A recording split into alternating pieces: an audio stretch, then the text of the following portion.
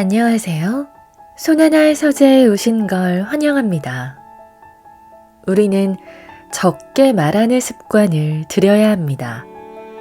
나이가 들수록 더 그렇습니다.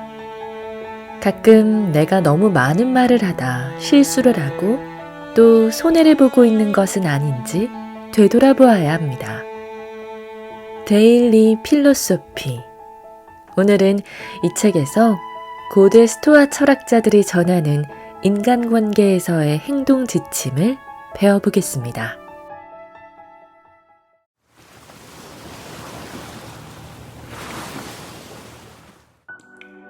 침묵해야 할 때를 알라. 카토는 사람들의 마음을 움직이기 위해 대중연설을 연습했다. 하지만 그는 연설하는 모습을 보여준 적이 없었다. 사람들이 자신의 침묵을 비난하고 있다는 얘기를 들은 카로는 이렇게 말했다. 내 가치관을 비난하지 않는 것이 좋을 것이네. 침묵하고 있기보다 말하는 것이 좋다는 확신이 들 때에만 나는 말한다네. 행동하기는 어렵지 않다. 그냥 뛰어들면 된다. 하지만 멈추기는 어렵다.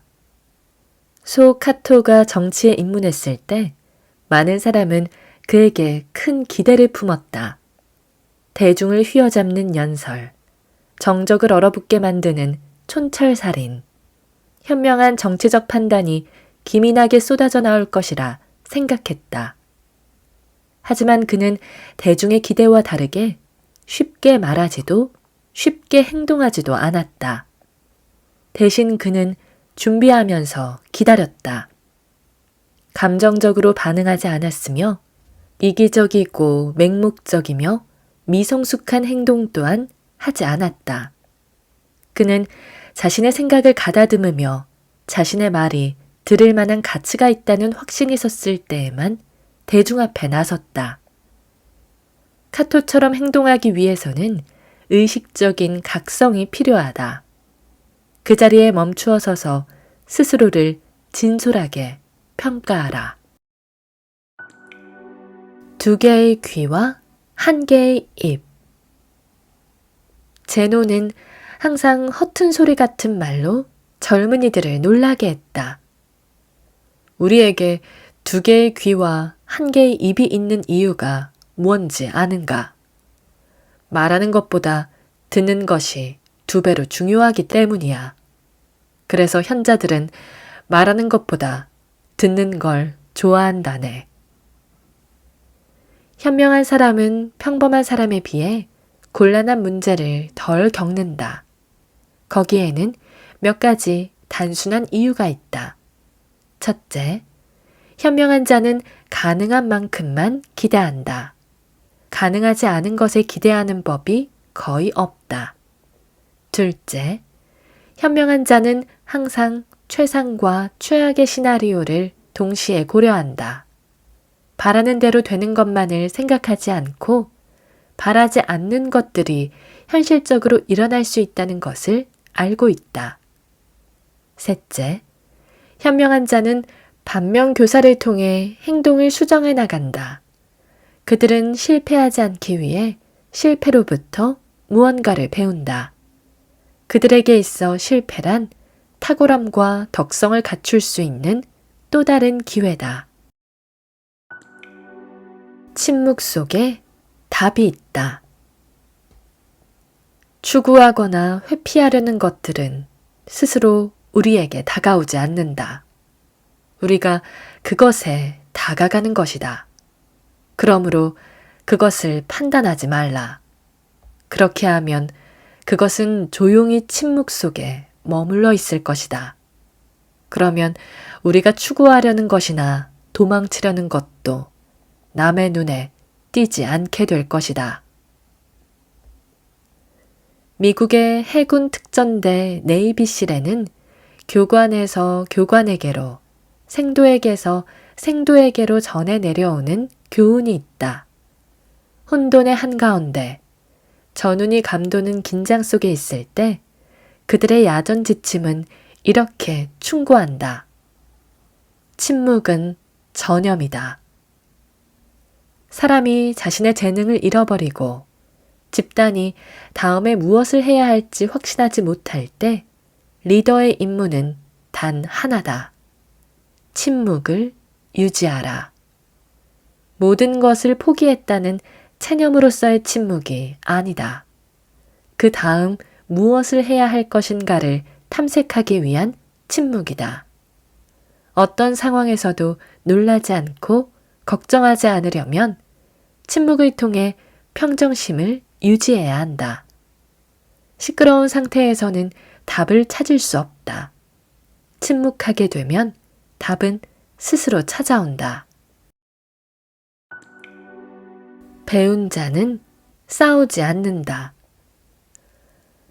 아름답고 선한 사람들은 그들이 할 수 있다 하더라도 다른 사람과 싸우려 하지 않으며 타인의 싸움을 허용하지도 않는다네.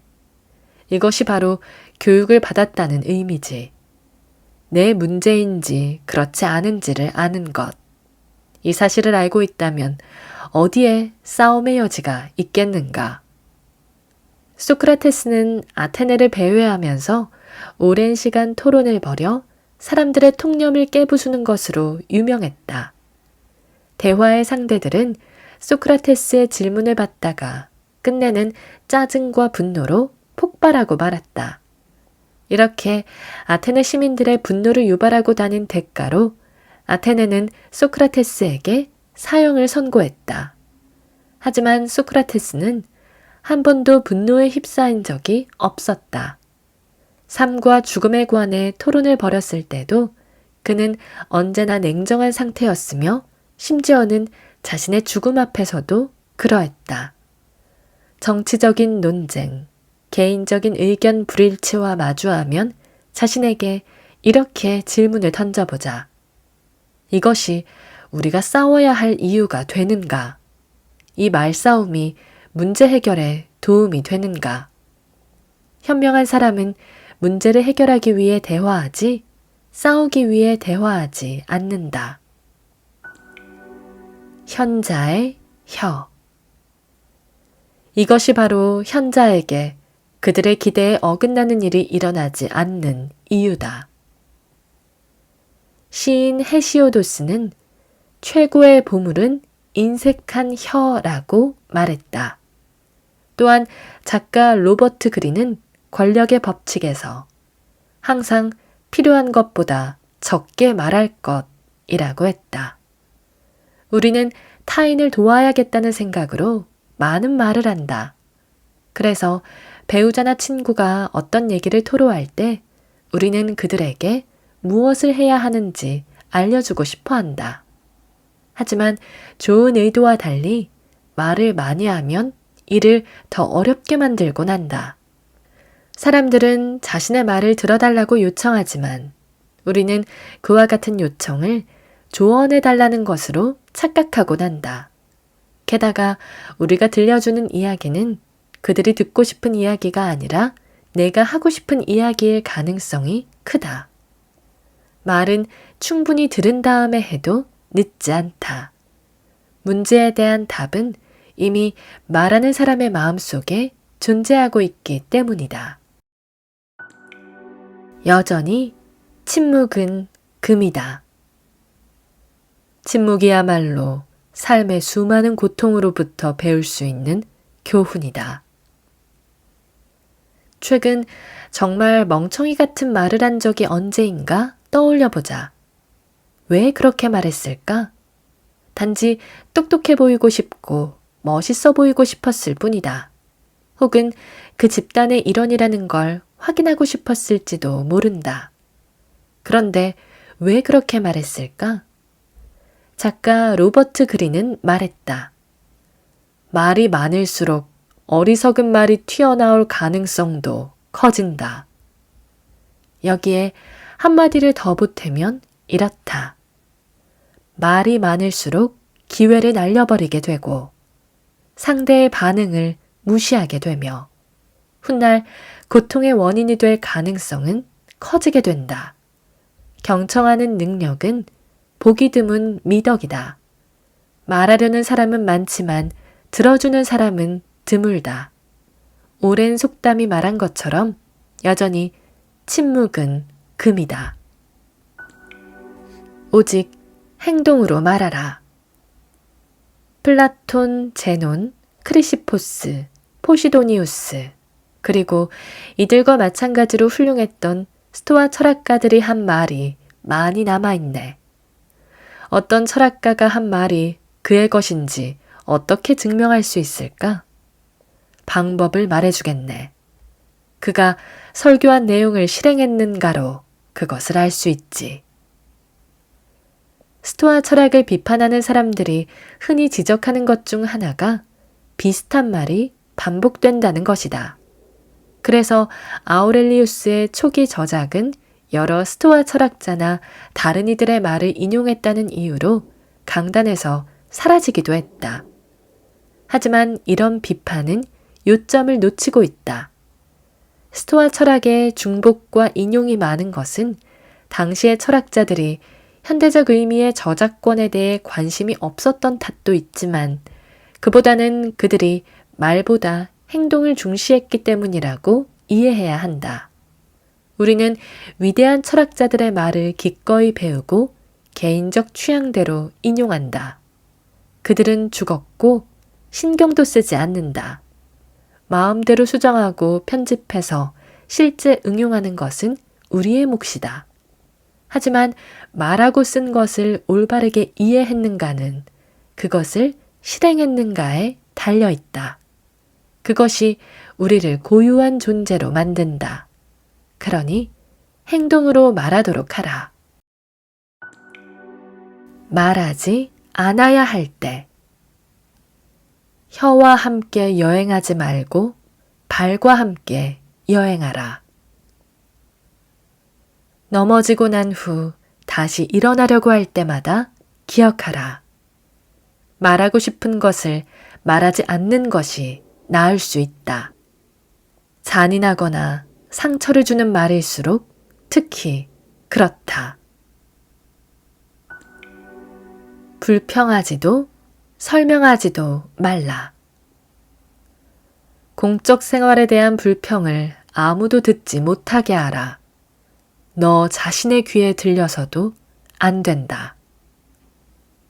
우리는 운이 좋았던 경우에도 불평하고 더 많은 행운이 찾아와도 불평한다. 아우렐리우스는 마지못해 황제가 된 사람이었다. 마치 우리가 어쩔 수 없이 직장을 다니고 하기 싫은 집안일을 하는 것과 같았다. 일의 경중을 떠나서 자신에게 주어진 힘든 과업을 언제나 기쁜 마음으로 수행하는 사람을 찾기는 어렵다. 영국의 수상이었던 벤저민 디즈레일리의 좌우명은 불평하지도 설명하지도 말라 였다. 아우렐리우스와 마찬가지로 그는 그 이유를 이렇게 설명했다. 책임감이라는 짐은 막중하다. 이것저것 불평하기는 쉽다. 저질러 놓은 일을 변명하고 정당화하는 것도 쉽다. 그렇다고 무언가를 달성하는 것은 아니며 그렇다고 부담이 가벼워지는 것도 아니다.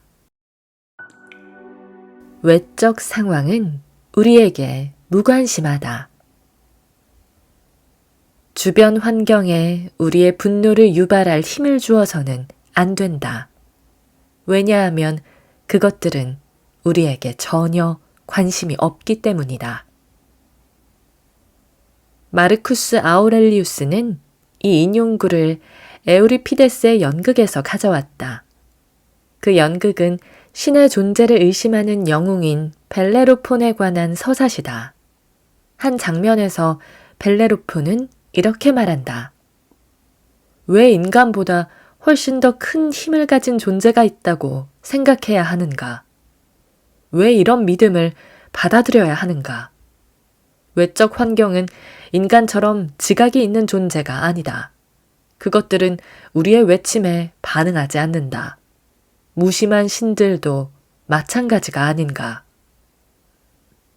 아우렐리우스가 스스로에게 상기한 것이 바로 외적 상황은 생각할 수 있는 능력이 없다라는 깨달음이다. 외적 환경은 인간의 감정, 인간의 불안, 인간의 관심에 대해 어떠한 관심도 두지 않는다. 인간의 반응에도 무심하다. 하물며 인간적 존재도 아니다.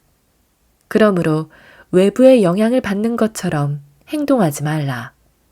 그것이 주어진 환경에 우리가 영향을 주는 방법이다. 심지어 그렇게 하더라도 외적 상황은 우리에게 전혀 신경 쓰지 않음을 기억하라. 연기와 재처럼 사라질 것들. 억울함과 분노로 달아올랐던 사람들을 기억하라. 성공으로 유명해진 사람과 지나치게 불운하거나 사악하여 유명해진 사람도 기억하라. 그리고 자신에게 물어라. 이들은 모두 어떻게 되었나? 신화의 재료들은 연기와 재처럼 그렇게 덧없는 전설이 되어갔으니. 아우렐리우스는 절대 권력을 누린 로마 황제들도 사후 몇 년이 채 지나지 않아 대중의 기억 속에서 사라졌음을 계속해서 지적한다. 황제로서 수많은 곳을 정복하고 자신의 영향력을 온 세상에 과시해도 그와 같은 것들은 모두 모래 위에 지어진 성일 뿐이며 시간의 바람 앞에서 한순간에 사라진다는 점을 상기하고자 했다. 증오하고 분노하며 소유에 대한 집착을 버리지 못하고 완벽함을 쫓아 달려가는 우리들도 다를 바 없다. 알렉산드로스 대왕도 누구보다 열정적이고 야망이 높았던 영웅이었지만 결국 운명대로 땅에 묻히고 말았다. 우리 모두는 언젠가는 사라지고 천천히 잊히게 될 운명이다. 그러니 우리는 인간을 불행으로 이끌고 가는 감정의 노예가 되지 말고 우리에게 주어진 짧은 시간을 즐겨야 한다. 선악의 근원. 우리를 모욕하는 것은 욕을 퍼붓는 사람이나 때리는 사람이 아니다. 이들이 지금 우리를 모욕하고 있다는 우리 안의 믿음이 모욕감을 유발한다. 그러므로 누군가 분노를 유발하고 있을 때 실제로는 내 머릿속의 생각이 분노의 연료를 채우고 있음을 기억하여 이와 같은 외적 인상에 사로잡히지 않아야 한다. 그렇게 시간을 벌 수 있다면 우리는 손쉽게 자신의 주인이 될 수 있다. 스토아 철학자는 절대적인 선이나 절대적인 악이 발현하는 것이 아님을 우리에게 끊임없이 상기시킨다. 예를 들어 당신이 돌부리에 걸려 넘어졌다고 하자. 당신을 넘어뜨린 그 돌부리는 선인가 악인가? 그 돌부리는 선도 악도 아니다. 다만 돌부리에 걸려 넘어졌을 때 화가 치밀어 오른다면 그 돌부리는 해로운 것이 되고 그냥 있을 수 있는 일이라 생각한다면 돌부리는 그저 돌부리로 남는다. 상황이 의미를 갖기 위해선 우리의 반응이 필요하다. 그것이 나쁜 것이 되기 위해선 그에 필요한 범주와 문맥이 있어야 한다. 스스로 감정을 통제할 수 있다면 좋고 나쁨을 결정하는 것은 결국 우리 자신이다. 그러니 왜 지금 감정을 드러내야 하는지를 다시 한번 숙고해보자. 타인의 잘못을 바라볼 때 당신 옆에 누군가가 잘못을 저지른다면 즉시 선과 악에 대한 그들의 견해가 어떤지를 생각해보라. 그렇게 하면 그 사람의 사정을 헤아리게 되어 놀라거나 화내지 않게 될 것이다. 당신도 선악에 대해 그 사람과 동일하거나 비슷하게 판단하기 때문에 잘못을 저지른 사람을 이해하고 용서하게 된다. 하지만 만약 당신이 어떤 것들에 대해 선하다거나 악하다는 판단을 아예 하지 않는다면 삐뚤어진 시각을 지닌 자를 너무도 쉽게 용인하게 될 것이다. 소크라테스는 기꺼이 잘못을 저지르는 사람은 없다 라고 말했다. 의도적으로 잘못을 저지르는 사람은 없다는 뜻이다. 사실 사람은 나쁜 짓을 저지를 때조차 자신의 행위를 나쁘다고 생각하지 않는다. 옳은 일을 했지만 단지 실수가 있었을 뿐이라고 생각한다. 그게 아니라면 아예 가치 판단조차 하지 않으려 한다. 우리는 자신의 행위를 합리화하려고 한다. 이것은 마치 알링턴에 있는 남부군 기념탑과 같은 것이다. 기념탑에는 남부군 병사의 복무 이념 일부가 적혀 있다. 우리는 이해한 것 그대로 의무에 복종할 뿐이다. 그들은 잘못 이해했다. 이는 선악을 판단하지 않는 태도이다. 반면 링컨은 좀 더 정확하게 이해하고 있었다. 그는 유명한 연설에서 이렇게 말했다. 우리 모두 우리가 이해하는 우리의 의무를 용감하게 끝까지 밀어붙입시다. 살아가면서 우리는 얼마나 더 인내하고 이해해야 하는 것일까? 사실을 있는 그대로 바라보지 않는다면 우리는 잘못된 것이 무엇인지 알 수 없고 개선할 수도 없다. 그러니 우리는 우리를 둘러싼 상황을 정확하게 바라보고 올바르게 판단해야 한다.